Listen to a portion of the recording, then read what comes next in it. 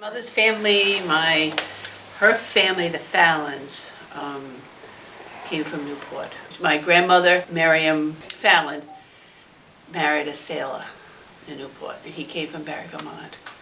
And it's funny, the two sisters, her sister also married a sailor. He ran away from home and joined the Navy.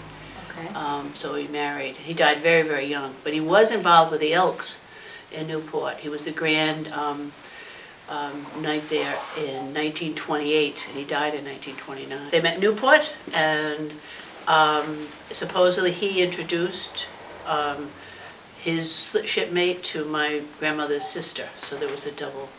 They got two weddings. They lived here on 9.5 Narragansett Avenue.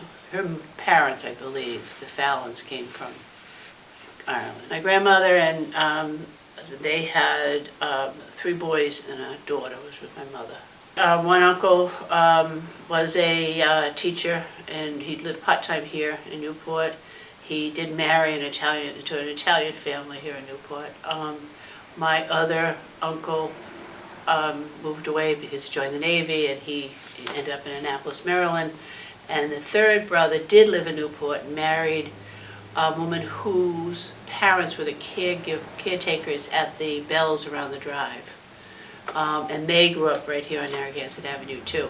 He then moved out. He had 9 children, but he did move to Beverly, Mass. For a job. So my mother was really the only one that stayed here.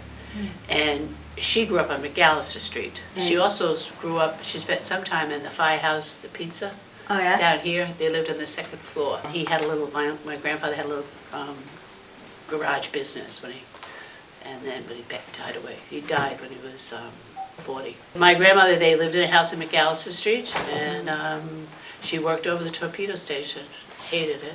But she sent all 4 children to college. That's wonderful. My mother went to college at 16. She graduated from Rogers at 16, 1937, and went to Rhode Island College of Education, Rice. Became a teacher.